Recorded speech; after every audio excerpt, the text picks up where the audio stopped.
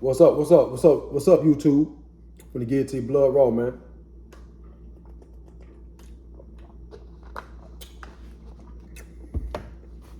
This really just for my city. Hope. It's for everybody, but it's really just for my city, man. Just kind of give you some education on what's going on,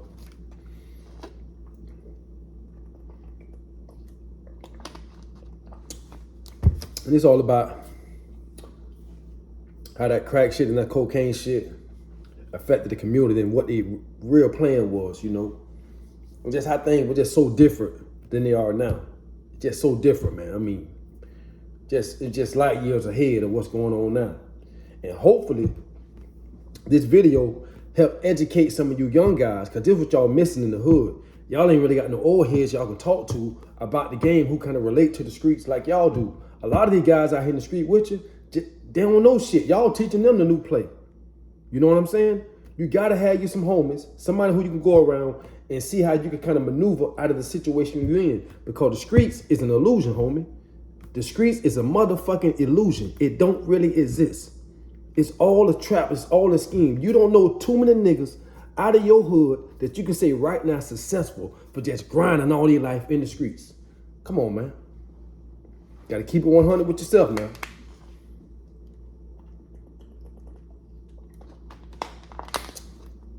Right now, going to the feds is popular. Right now, going to the feds is popular. That ain't how it used to be though. Right now they make it popular. So all y'all really just want to go to the feds just so you can say you've been there. But it's a trick, homie. Once they get your ass in there, you're in there for a minute. Remember that.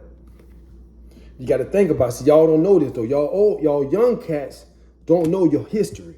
If you're in the streets, you got to know your history. You cannot be in the streets and don't know your history of the streets. Without that, you lost. See, when I jumped out in the streets, I learned my history. I learned about the guys who were doing things before me and kind of what happened to them. Most of them who were doing things before me, every time I asked about them, they in prison. Yeah, he was doing that. Yeah, he in prison. Yeah, such, John Christopher. Yeah, he had X, Y, Z, but he in prison right now. You see, you got to know this. You got to know your history. Nicky Bond, whatever, police, he went to prison. All the big boys that you know from your city, at once upon a time, they went to prison. Only a few got by. A few, this many got by without getting hit. Only a few. All of them went to prison. Or died, a nigga killed them in the streets. And that's what it is. All right? Now this, I'm gonna just break it down to like this, my city, But this is universal around everything, every city across the United States of America. All this shit played out the same way. All of it played out the same. Every big boy from Miami, Fort Lauderdale, Jacksonville, Orlando, Tampa, St. Pete, Clearwater, Pensacola, Tallahassee, Winter Haven, all of them had big boys. All of them had big boys pushing work. Daytona. Ain't now one of these cities that had no dudes that was making noise in the streets.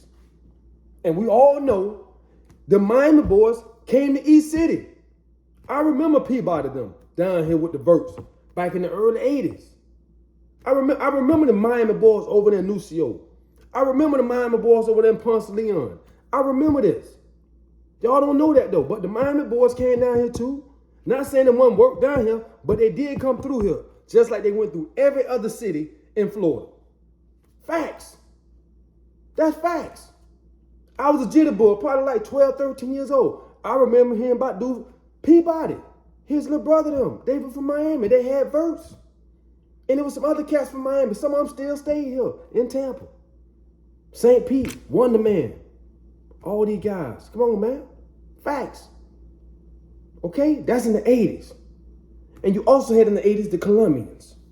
You had the Colombians down here in the 80s. Had work.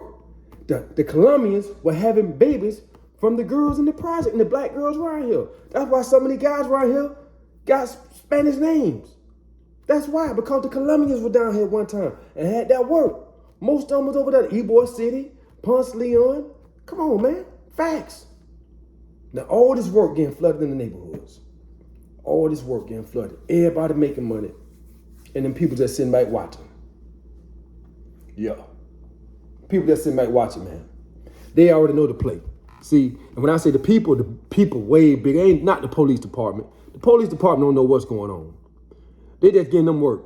That's all. The police department, when them drugs come through the neighborhood, man, whoever, the big people who pushing the work in the hood, they just giving the police people some work, man.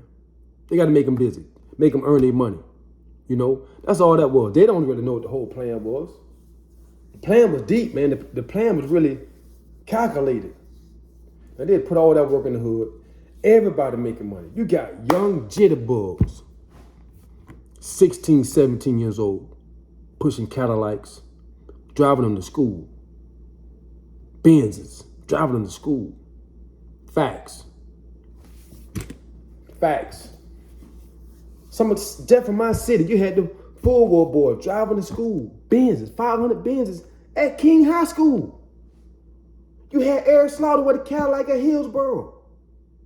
Man, these dudes were pushing luxury vehicles at this time, going to school, driving them to school. God bless the dead LeBron from West Tampa, moved over there in Melloville. He had a Delta 88.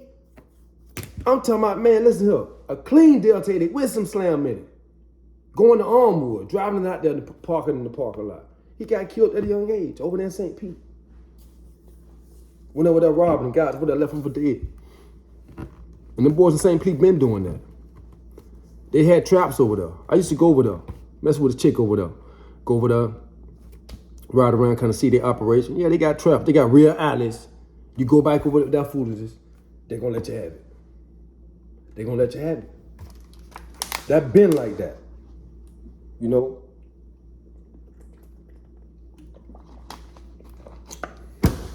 But back to the streets again. Now, you got young guys out here hustling. And this is one of the main reasons why I hate selling dope. So when I was out in the streets, I hated it. Because you got to take in all these considerations. And if you was out in the streets making money and you never thought about this, you were blind to what was really going on. And this is why I said you got to know your history. All right? So every big boy that you know, like I said, once again, they went to prison. So if you're a smart individual and you want to elevate up that ladder, you want to keep climbing that ladder, you have to know at the end of the day, you got to go to prison. You got to go. Because everyone before you probably went. And the ones that got out, they got out early. Early. But if you stay there long enough, your ass going to prison. Ain't no if, and, or buts about it. You stay in the game long enough, the odds are your ass going to prison, something going to happen. And that's why I tell you, man, this shit ain't worth it. But once again, let me go back. I'm just giving you a little history. I may jump off course every now and then, So you got the 80s, right? You got the 80s in the city of Tampa. I'm talking about the 80s in the city of Tampa. That's what's going on. So at this time, I'm young. I'm probably like 12, 13. When I first started selling crack in the beginning, I was probably like 13 years old. 13 years old. Now, when crack hit our city, that shit seemed like it hit overnight. I'm talking about, man, you got to think I'm 13 when I first started selling, but you got to realize when I'm 10, 9, 8, it really hit like 84. 84, the streets started to look a little different. Because before 84, in the late 70s, like 79, 80, 81, 82, it wasn't no more reefer being sold around there in my hood. That's all I seen growing up. Big bags of reefer, like this for $25. We call them 4-finger dimes or something like that. 4-finger dimes, like that there. That's a dime bag of reefer back in the days. That's what I remember. And I know this because they used to sell it on the corner like it wasn't nothing. Boss Harlem had the corner on lock, so they just pull up there all day. What do you say? Move it out. Circle the block. Circle the block. What do you want? Come back around. They buy the 4-finger dimes right down here. Yeah. Anybody from my hood know that to be facts. It's facts. All right? Then on top of that, I can remember when crack hit, because I remember it was a big argument up on the block. And I remember Clifford saying, man, y'all ain't selling that shit up here, man. Y'all got to take that shit down on 39. Y'all ain't selling that crack shit up here in my corner. Because at that time, Clifford had a booming weed spot selling number reefer. What they call it, cents a million back then. He was selling that cents a million and that Colombian gold. You see, that's what was being pushed around now. And I remember he heard that argument. Hey, y'all ain't selling this shit up here. Take that shit down on the block down there. So all the other guys who wanted to sell crack, they went down to 39th, which is the next block down. Guess what? That bitch started booming. Crack came in. Everybody selling it. From right on 39th, on 40th up that laundromat. The whole neighborhood seemed like it just changed overnight, man. I mean, just overnight, you just seen cars after cars after cars after cars just coming through. A lot of traffic coming through the neighborhoods. And this like in the 80, 83, 84, 85. Now at this time, we kids, we riding mongooses and dirt bikes and shit like that. Wrestling, playing football and shit like that. Chasing girls, that's what we doing at the time, right? But I can remember vividly some of the same guys that we used to hang out with as kids, playing football and doing this shit we're playing in the neighborhood. All of a sudden you'll see their mom or their dad around there buying crack. This could be my little homie, and I just was around his house a few weeks ago playing, but now I see his mama around here buying crack. And a few weeks after that, I see his mama walking down the street down there barefooted, going down here to buy crack. And I'm like, damn, how that's affecting my homies. Didn't really think about it back then. But I seen so many of my homies that we grew up in the same neighborhood, families get affected by crack. Their mom or dad got on, they end up losing their house. Family break up. And I seen the black family just break up from the inside. And that was planned, man. Because in my hood, mostly everybody around there had a mama and dad that stand together. Because they were buying houses. So, and when you see that get broke up from drugs, I knew it was from drugs because I could see what they buying. And I could see how this shit going on. It's from drugs. This is what crack did to the black community. Right here in Tampa, I seen it with my own eyes. It affected so many different families. But once again, I'm young. I'm probably like 11, 12, 13. So it wasn't until I was in the seventh grade. In the sixth grade, I remember Clifford getting locked up. The dude, Boss Hall, that's what we used to call him, Boss. When he called himself, everybody called him that, Boss Hall. He got locked up in like 85, I want to say, 85, 86. And he used to have his Cadillac come through. Every year he had a brand new Cadillac, Eldorados, whatever Cadillac that was brand new, he had one. Every year he had one. And I remember reading in the newspaper that they gave him 50 years in prison. And they called him a kingpin, And I just know he got 50 years in prison. It wasn't later on until I realized he got 50 years in federal prison, Back then, I just thought prison was prison. Didn't really know where you went at back then because I was so young, really didn't know. But I remember reading, and this was the guy that I used to look up to. This is the guy that I actually seen every day. If I walk down the street, I see him every day. They just send me to the store and stuff like that. And let me keep the change. And I remember reading in the paper that he got 50 years. And I remember my mom and Sam saying that Clifford got 50 years in prison. And I used to always wonder if I would ever see him again, And I didn't. He ended up dying in prison. Clifford actually ended up dying in prison for, I think his sugar or something was bad, something like that. But he never made it home. Boss Hall. Everybody in Melville know him, Boss Hall. So, right then, I kind of knew at a young age that, damn, they give you 50 years? And I seen what Clifford had did. Now, I know he hadn't been in the game for a minute, but like I say, he didn't be in the crack business for maybe 2 years, man. Really, he was smoking crack.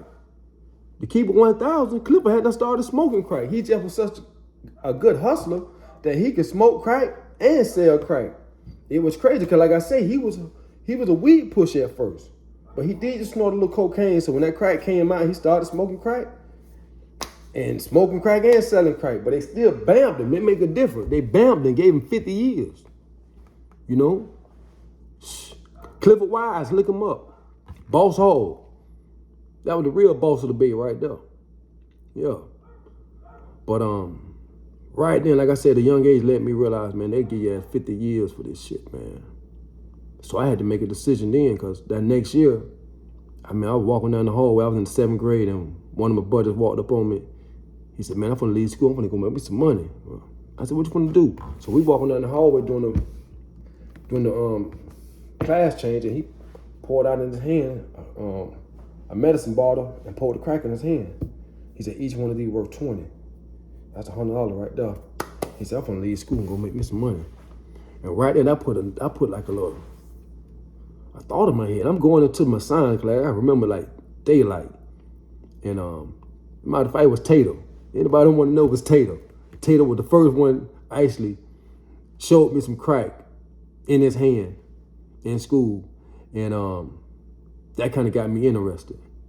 And it was that same summer, he came by the house. He said, what's up, man? You want to go make some money? And I borrowed $20 from my mama. And I went and bought a juggling dub. See, y'all don't know about the juggling dub, though, but I bought a juggling dub. And you were supposed to make $40 off that dub you bought. You know, so I went and did that, right? So I got this juggling dub, and we up there by Nick's store. As soon as I get the juggling dub, a car pull up. So boom, we go up there, break the dub in half, and I sell the guy one part of it, and I get my $20 back, right? I get my $20 back. No, he wanted the dime. No, he wanted the dub. I sold him the dub, I got my $20 back, and then I had another 20 left, so I was supposed to make $40 with that one. But that 120, I had that joker all day long, man. I couldn't get rid of it for some reason. Now, let me tell you the funny part. About this. It was fake. The person we bought the dope from sold us a fake juggling dub. A fake one. But I still made my $20 back, and I had one in my hand. And finally, at the end of the night, it was late that night, probably like 8, 9 o'clock, I'm hanging on the corner, and I sold it for $10, and I made $30 that day. That was all day, though. It took me all day to get rid of that.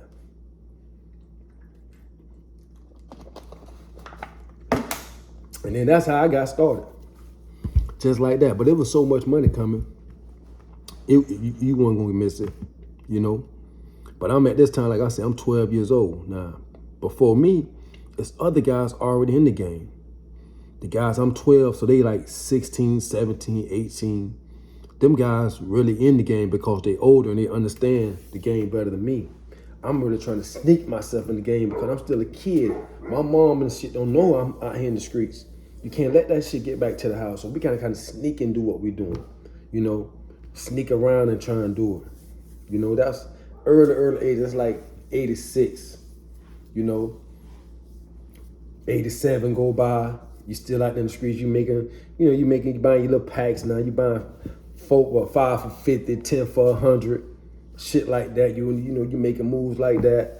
In the 86, 87, you got them big blocks. You buying packs, then they break it down to 8. Then they break it down to 8 for 100, 4 for 50. I don't know who came up with that, but that's what they broke it down to. I used to get 10 for 100. Sometimes 12. You go New Seal, you get 12 for 100. Be so many niggas over there with packs. You know, this back in the days now. This back in the days, you go over there, got them about 20 motherfuckers over there, packs. Everybody got packs. I don't know if the Miami boy put them niggas all dope over there. It was a whole bunch of packs over there. Everybody had it. Maced them, not them, all them. I don't know who had that work, but it was so much shit over there, boy. It was ridiculous how them niggas over there New Seal was goddamn rocking. Them boy that had that work over there. For real. You know. Now, you used to get robbed a lot over there too now. There was a lot of robbing in New Seal. A lot of robbing used to get done over there in New Seal back in the days. A whole bunch of robbing, but shh. That thing, that was looming over there. Anybody who don't know, that thing was looming over there. So, let's say around about